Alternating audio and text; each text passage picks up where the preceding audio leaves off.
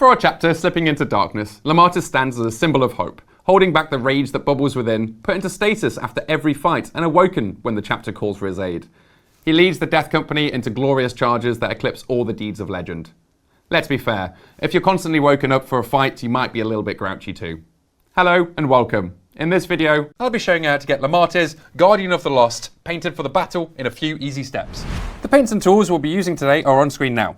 Remember that these are just our recommendations, so feel free to switch up any of the paints here with others in your collection. Here are also a list of all the brushes and extra equipment we've used. Same again with your tools, use whichever ones best suit you when working on your own minis. And if you're new to painting and want to know more about the paints and techniques used in this tutorial, check out the Painting Essentials videos in the description. I'll be painting Lammartis in sub-assembly, leaving them off his scenic base along with having the backpack separate, giving us ample room to paint all the hard to reach and different coloured parts on the miniature. With that all done, let's get started.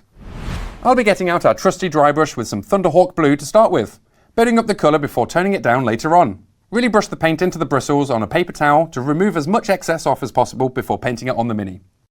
Once happy, apply a dry brush across the whole model, building up the colour by going over the mini a few times to really give us a bluish tinge to the armour. First colour down, and next up, Fenrisian Grey. Using our dry brush again, build up the colour on the sharpest raised areas of the model. The backpack especially has those lovely edges dry brushing loves. Don't worry if the model is looking a little dusty. We'll be fixing that up with our next step. And if you want to learn more about dry brushing, we've got this great video all about it in our Painting Essentials playlist. With that completed, I'll be cracking out the contrast paint, Black Templar, to tone everything down. Thinning down 3 parts contrast medium to 1 part Black Templar, apply this mix over the whole model. We don't need too much on our brush when applying this onto our mini, and if pooling does occur, simply soak this up with a clean brush. Applying Black Templar this way, after dry brushing, really helps darken back the black, whilst keeping some of the subtle blue-grey highlights on the edges of the armour. After leaving this to dry, we can look over any of the flatter sections of the armour for any areas we still want darker. These can be quickly fixed by adding some more Black Templar to the centre of these panels. With the black armour painted, I'll be moving on to adding some shine to the armour of Lammartis.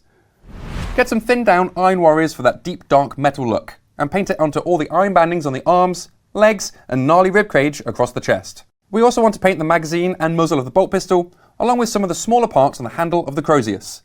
With that done, we'll also want to add some details in and around the helmet's screaming skull.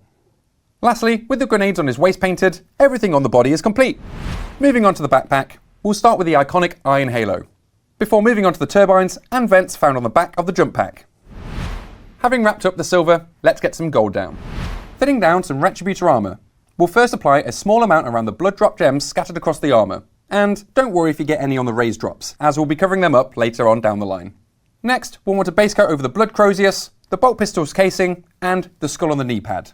This is a perfect time to swap out the water, as we'll want to avoid getting those metallic flakes into our paints later on. With our fresh water on the block, let's add some colour. Getting out some Mephiston red, thin this down slightly and start with the left shoulder pad and right knee pad. Be careful when painting on the black trim and golden skull on the knee. Don't worry though if you get any on the wings, as we'll be painting over them next. We'll also want to add some to the cloth of the handle of the Crozius before moving on to the blood drop gems scattered around the armour. And if any Mephiston red gets onto the black armour, a quick touch up of Black Templar straight from the part will fix up any of those mistakes. With the red in place, it's time to get the bone details on the chopping block. Thin down some Rakarth flesh and we'll begin with the skull shoulder pad and that most striking of headgear, the skull helm. Apply a couple of thin coats for smooth coverage, 2 to 3 should do it. There's also a couple of skull symbols that will also need to be painted here on the belt buckle and on the back of the backpack, before finishing off with a base coat on the wings of the chapter symbol. With all the base colours down on Lammartis himself, it's time to do some work on his base. I'll be getting out the dry brush once more, along with some padded witch flesh, to get some texture to this base. You can add more layers here to really build up a lighter colour around the steps. Now with the dry brushing wrapped up, we shall grab ourselves a freshly sharpened pencil for the next step for this nifty tip. With our pencil ready, draw on a few long wavy lines from the back of the step to the front, before adding a couple of smaller ones splitting off from the first. This will add in some easy detailing across the stones with minimal effort. With the miniature and base now painted with all the base colours, we are now ready for some shading. To start this off, we'll be using Mortarian Grime and applying this over the areas we painted Rakarth flesh. Avoid pooling here when using the shade paints. Using a palette is a great way to control how much is on your brush. If there are areas where a bit too much has been added, soak up the excess with a clean brush. I'll also be using Mortarian Grime to shade the base, as this greeny brown shade will give it a rather natural look. Push the shade into each of the steps using the side of your brush, Applying a second coat once the first has dried to give us a real sense of dirt building up at the back of the steps. We also want to load up a good amount into the gaps between the stones and letter details to really darken those areas. For the metalwork, we're going to want something a little darker. For this, Agrax Earthshade will do perfectly. Applying this over all the silver and gold details on the model. We can also go over any of the blood drop gems, along with a full coat over the red cloth handle of the Crozius. To really bring out the deeper details on the skull motifs on Lamartes, we're going to add a small amount to the teeth and eye sockets on the helm and shoulder pad. Darkening them slightly more than the rest will really make these areas stand out. We can also do the same to the undersuit between the gaps of the armour, giving these parts a slightly different blackened hue from the rest of the model. If you want to add a muddier look to the base, we can add a little bit of this shade into the lettered detailing, gaps between the stones and that little bit of gravel at the front. With the shading now complete, let's add once more detail to this mini with Karandras Green, his tiny eyes. For this, we'll want to roll off any excess paint onto a palette, giving us a sharpened tip to our brush. With this ready, slowly place the brush onto the eyes at an angle to make it easier for us to paint those tiny details. With that final touch done, we'll assemble all the parts together and Lamartes, Guardian of the Lost, is ready to heroically land into the battlefield in a fit of rage. But with some extra steps, we can truly get this guy ready for a fight. We're first going to build up the highlights on the black armour panels. Fenrisian Grey will give our armour a bluish grey hint. Thinning this down, roll a small layer brush onto a palette to get a sharp point.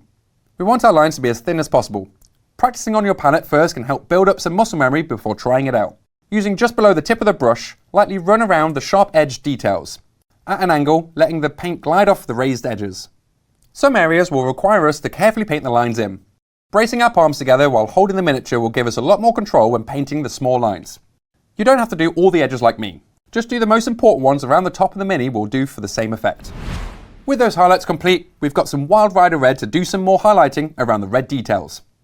Starting off with the shoulder pad and knee pad, we'll want to add a thin line around the inside of the pads with a sharp tip brush. We can also add a little amount to the bottom of the blood drop gems to brighten them up slightly. To push the black further and make the first highlight pop just a little bit more, we can move on to our next paint, Pallid Witch Flesh. Aim for a small amount on the tip of our brush and go around all the armour and add a small amount to the corners of the flatter panels. And more centrally to the rounded edges around the knee pad and collar. This step is totally optional and will look fantastic without. But with this extra step, it will make Lamartes stand out all the more for it. We can also add a small dot to the top corners of the blood drop gems to give these a sense of reflection on the surface. Now that the armour is complete, let's move on to the bone details to define those areas. For the skull helm and shoulder pad, we'll start by picking out the raised details. Let's start with the teeth by gently dabbing the brush over each tooth. Moving on to the cheekbones and eye sockets, run your brush over the raised details on the front of each of these parts, making them really pop out of the face. We'll also want to paint a highlight line around the shoulder pad to define the line between the trim. Next, let's smarten up the wings of the chapter symbol with some highlights over the feathered details, carefully picking out each feather bit by bit. Lastly, we have those small skull and crossbones to brighten up slightly with a quick layer. With those fine details painted up, we're going to round off Lamartes by making the metallic areas pop with Stormhost Silver. Switching between a small layer brush and a dry brush, carefully go around the edges of any of the Retributor armor sections, as well as the metal armor bandings and jump pack metallics. Be as neat as we can here with this final step to avoid getting any on the black armor. With that final step complete, Lamartes, Guardian of the Lost, is fully highlighted and set to release his rage upon his foes. For even more tutorials, tips and tricks, check out videos on the Warhammer YouTube channel or head to our Warhammer stores where our amazing staff will be happy to help. Thanks for watching, ciao for now, and see you in the next video.